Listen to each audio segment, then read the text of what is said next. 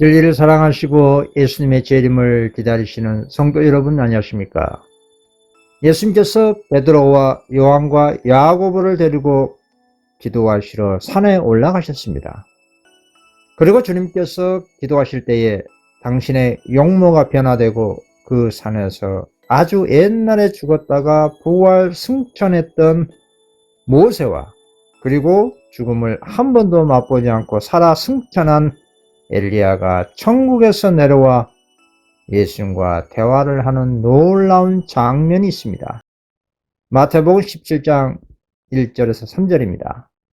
엿새 후에 예수께서 베드로와 야고보와 그 형제 요한을 데리시고 따로 높은 산에 올라가셨더니 그들 앞에서 변형되사 그 얼굴에 해에 같이 빛나며 옷이 빛과 같이 휘어졌더라.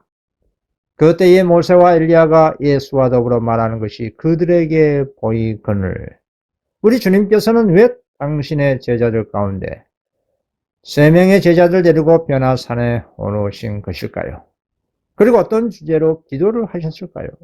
그리고 하늘의 아버지께서는 왜 모세와 엘리야 두 사람을 예수님께 보내셨을까요? 그리고 모세와 엘리야는 예수님과 무슨 대화를 나누었을까요?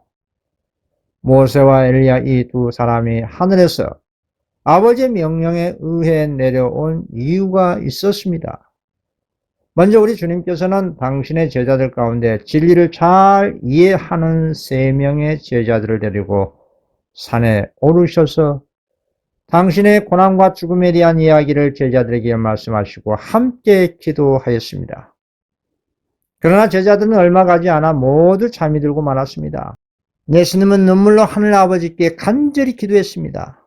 그 기도의 주제는 당신께서 인류를 위해 시험을 견딜 수 있는 힘을 달라는 그런 기도였습니다. 그와 같은 간절한 믿음의 기도는 당신으로 하여금 미래를 내다볼 수가 있었던 것입니다. 여러분, 우리들도 간절한 기도와 말씀 연구를 통해 미래의 역사를 볼 수가 있고 어떤 고난에 대한 견딜 수 있는 인내의 힘을 얻을 수가 있습니다. 이것은 엄청난 하나님의 은혜요 축복입니다. 그리고 또 우리 주님께서는 당신의 제자들이 시련의 때에 믿음이 약해지지 않도록 간절하게 기도하셨습니다. 우리 주님께서 하늘 아버지께 드린 간절한 기도의 요지는 당신께서 세상이 창조되기 전에 하늘 아버지와 함께 가지셨던 그 영광을 제자들에게 나타나게 해달라는 것이었습니다. 그래서 당신의 제자들이 하나님의 나라를 봄으로 인해 시련의 때에 믿음이 떨어지지 않게 해달라는 그런 기도였습니다. 오늘날 말세에 사는 하나님의 자녀들에게 주는 중요한 교훈이 여기에 있습니다. 여러분, 우리 주님께서는 당신의 고난의 길과 대속적인 죽음을 미리 제자들에게 알려주셨습니다. 그리고 하나님의 영광의 계시를 보고 시련의 때에 제자들이 힘을 얻기를 간절히 원하는 기도를 했다고 했습니다. 오늘날 말세에 그리스도가 라우디아 교회 문 밖에 있는 그 이유와 영적 상태가 뜨뜻미지근하여 토하여 버림당한 이유가 여기에 있습니다. 수많은 기독교인들이 하나님의 영광의 나라를 즉 특별계시 하나님의 말씀을 통해 보지 못하기 때문입니다. 예수님 시대보다 오늘날 말세에 더 많은 하늘의 영광의 계시가 홍수와 같이 부어지고 있습니다. 그런데 그 놀라운 영광의 계시를 믿노라는 교단들과 개인들의 영적 상태가 뜨뜻미지근하고 영목상 재림 신도로 전락되고 말았습니다. 그 이유가 무엇일까요? 그 이유는 변화산에서 예수님과 함께 기도하지 않고 제자들이 잠이 들어버린 것처럼 오늘날 라우디아 교회들도 기도하지 않은 영적 혼수 상태에 빠진 연고 때문입니다. 주님께서는 분명히 당신의 제자들이 시련 때에 힘을 얻을 수 있도록 하나님의 영광을 보여주도록 간절히 기도했고 그리고 그 기도가 성취됐습니다. 다음에 말씀을 보시면 성취된 그 장면을 알 수가 있습니다. 누가복음 9장 29절에서 32절입니다. 기도하실 때 용모가 변화되고 그 옷이 휘어져 광채가 나더라. 문득 두 사람이 예수와 함께 말하니 이는 모세와 엘리야라. 영광 중에 나타나서 장차 예수께서 예루살렘에서 별세하실 것을 말할세 베드로와 및 함께 있는 자들이 깊이 졸다가 온전히 깨어나 예수의 영광과 및 함께 선 두 사람을 보더니 그리고 하늘에서 놀라운 아버지의 음성이 들려옵니다. 마태복음 17장 5절입니다. 말할 때에 호련히 빛난 구름이 그들을 덮으며 구름 속에서 소리가 나서 이르시되 이는 내 사랑하는 아들이요 내 기뻐하는 자니 너희는 그의 말을 들으라 하시는지라. 아들의 기도를 하늘의 아버지께서 들으시고 당신의 자녀들이 시련 때에 굳게 설 수 있도록 하나님의 영광의 나라를 보여주셨습니다. 여러분, 이런 놀라운 영광을 본다면 영원히 잊어지지 않고 어떤 시련과 핍박이 우리 자신에게 언습한다 할지라도 넉넉히 믿음으로 이길 수가 있을 것입니다.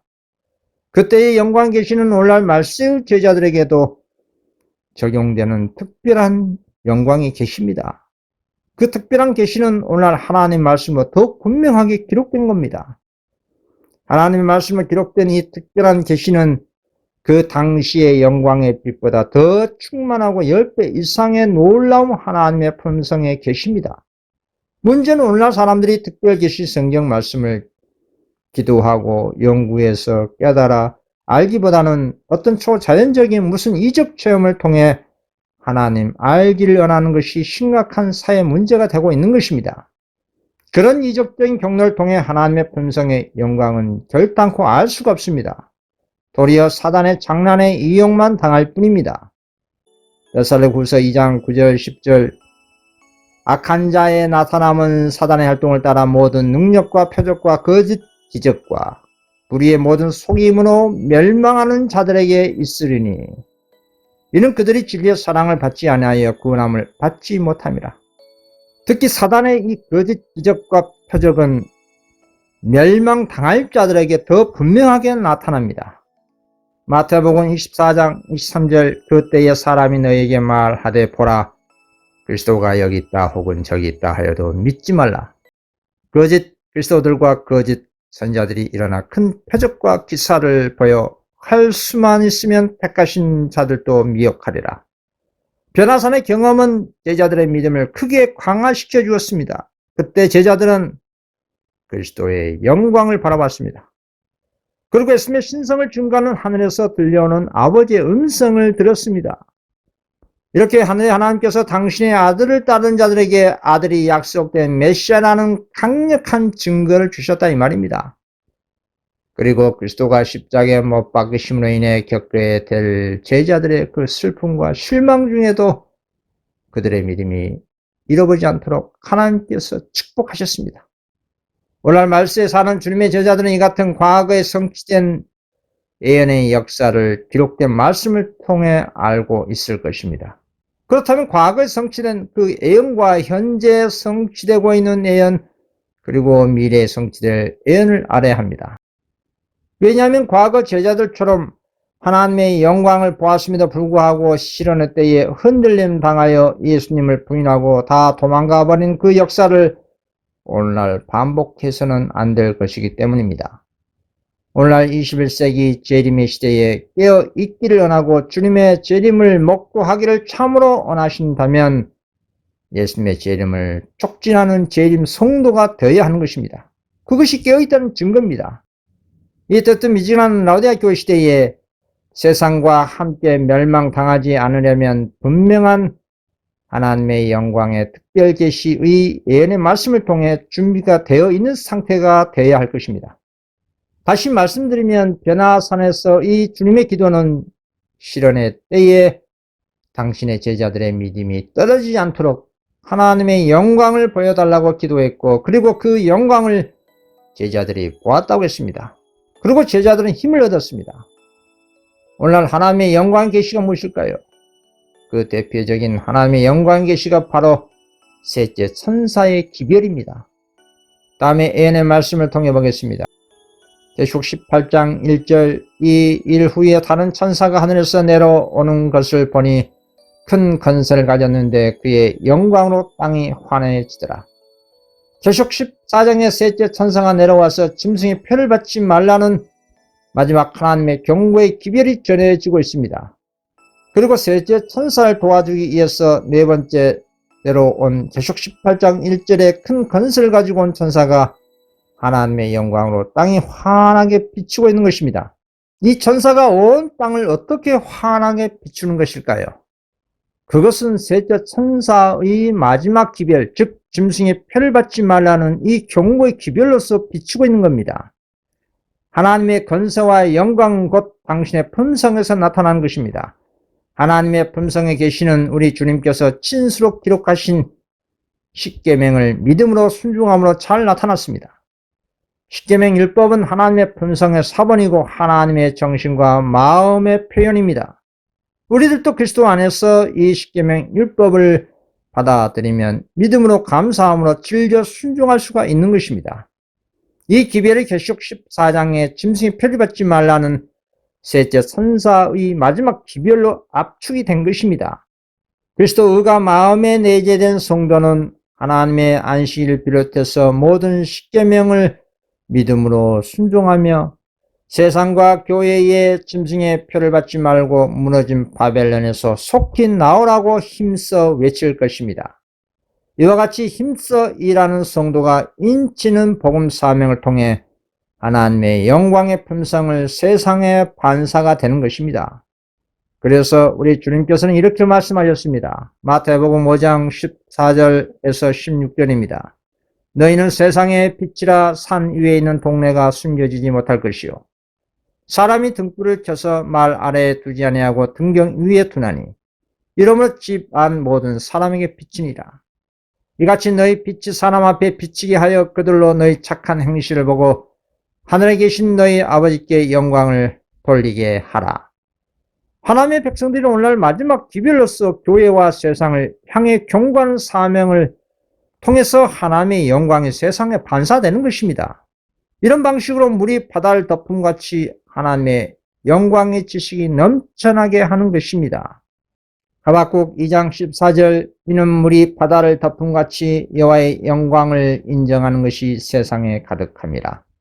마지막 때 천국 복음이 풍성하게 담겨있는 하나님의 계명과 예수 믿음에 셋째 천사의 기별을 증거하지 않고 경고하지 않는데 어떻게 이 어두운 세상이 하나님의 영광으로 환하게 되겠습니까? 교단과 개인이 뜨뜻미지근한 라우디게아 교회 상태에서 벗어나지 않는다면 자신과 그 교단은 영원히 하나님의 영광을 선포하지 못하고 바깥 어두움에 버림을 당하게 될 것입니다.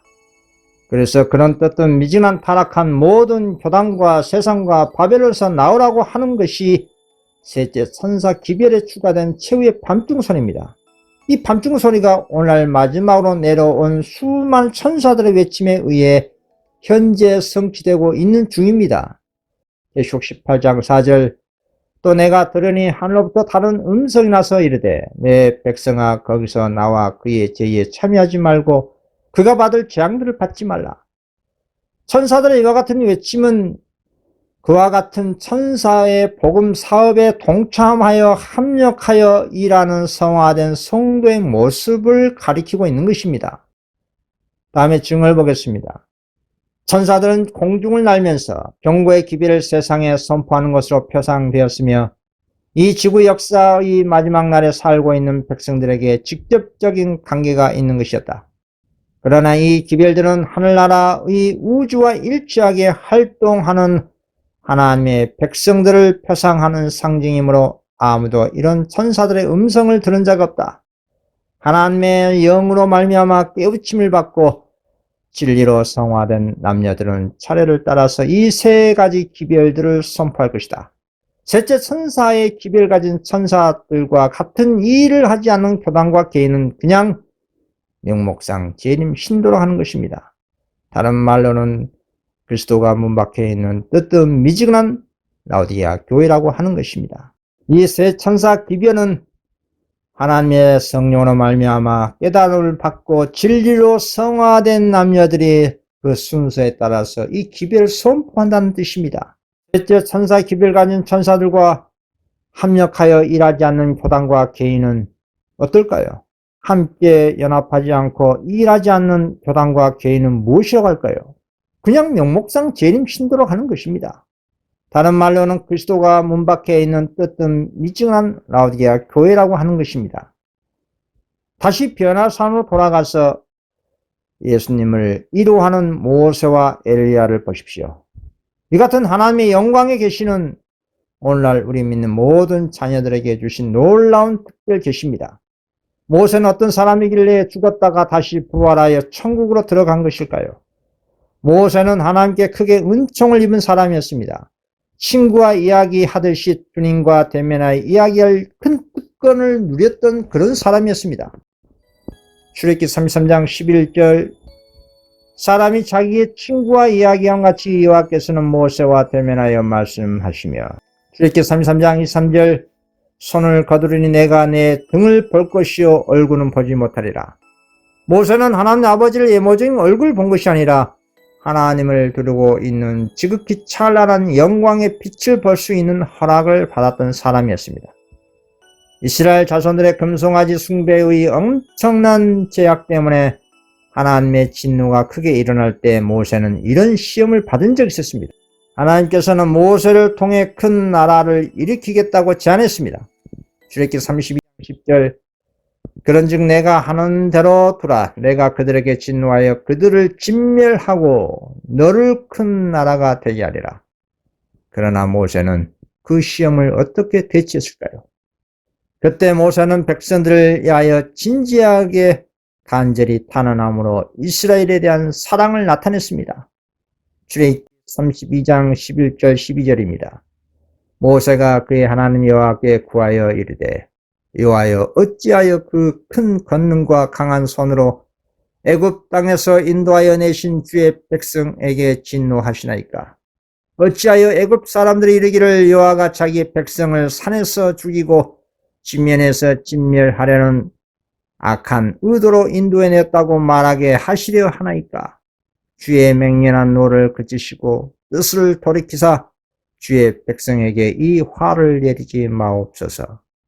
모세는 실망 가운데서도 하나님께서 당신의 두려운 그 진노를 돌이키시고 이스라엘을 용서해 주시기를 간절히 구하면서 그렇게 하실 수 없으시다면 차라리 자기 이름을 생명책에서 지어달라고 간청했던 것입니다.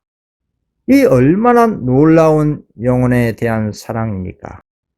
습관적으로 불평과 불만을 토로한 백성들을 위한 모세의 이 희생적인 중재는 인류와 우리 자신을 위해 죽으신 그리스도의 사랑을 표상하는 놀라운 사건이었습니다.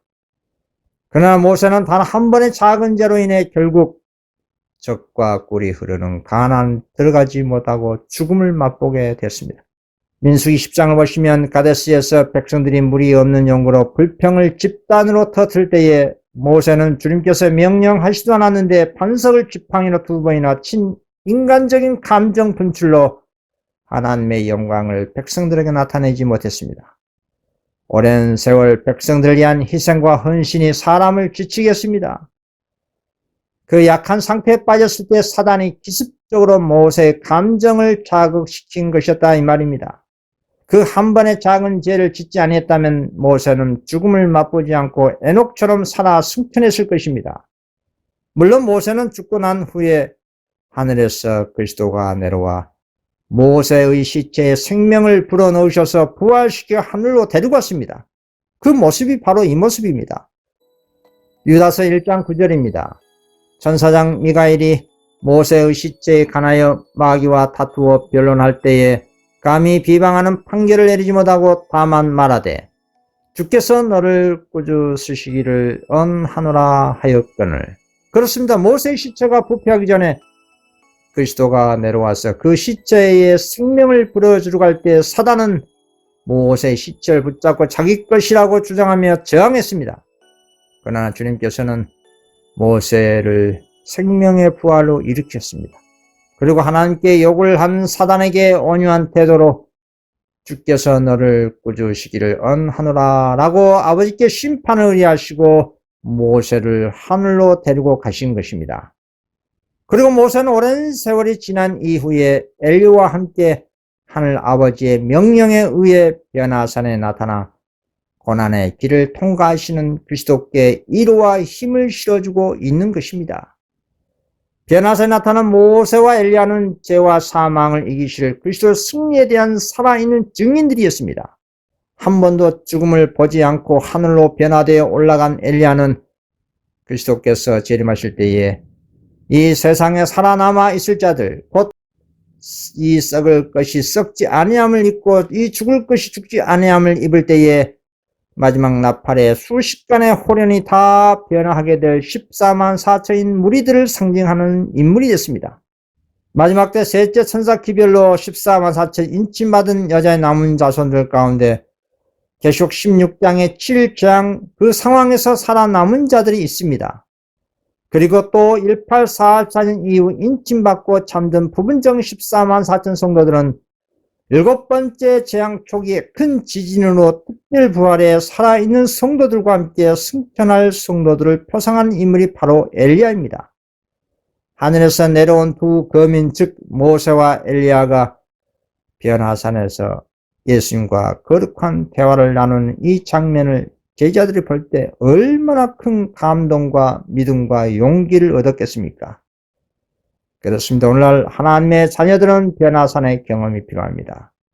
그리고 그리스도의 영광을 명상할 뿐만 아니라 주님의 영광과 품성의 타고남을 습관적으로 이야기해야 합니다. 다윗은 그리스도를 명상하는 동안 마음에 불이 타올라 자신의 혀로 이렇게 말했습니다. 주의 존귀하고 영광스러운 이영과 주의 기사를 나는 묵상하리라. 사람들은 주의 두려운 일의 세력을 말할 것이요 나도 주의 광대하심을 선포하리라. 시편 145편 5절 6절입니다. 하나님의 독생자의 영광을 보고도 말하지 않을 사람이 누가 있겠습니까? 그리스도께서는 우리가 멸망하지 않고 영생을 얻을 수 있도록 하시기에 갈바리 십자가에서 죽음을 통해 나타내 보이신 그 측량할 수 없는 광대한 사랑을 그 누가 상상이나 할 수 있을까요? 그렇습니다. 오늘날 마지막 셋째 천사의 기별은 모든 영혼들의 마음을 갈바리의 십자가에 집중하게 할 것입니다. 그리고 주님께서 승천하신 바와 같이 믿음으로 따라 들어갈 것입니다. 그리고 말세에 하나님의 십계명 율법이 들어있는 하늘 지성소의 법궤 앞에서 마지막 성소 정결과 조사 심판하신 그 지성소를 믿음으로 들어가게 될 것입니다. 그 놀라운 계시의 광경을 본 사람들은 항상 그리스도가 우리의 마음과 생각의 중심이 되게 하실 것입니다. 그러한 구속의 경륜을 볼 때 우리의 모든 영적 기능은 하나님께로부터 직접 받는 거룩한 능력으로 충전될 것입니다. 그리고 또 주님을 위한 진실한 복음 사업에 몸과 마음의 힘을 온전히 집중시켜 온 땅에 하나님의 영광의 광선을 반사하게 될 것입니다. 고린도후서 4장 17절 우리가 잠시 받는 환난에 경한 것이 지극히 크고 영원한 영광에 중한 것을 우리에게 이루게 함이니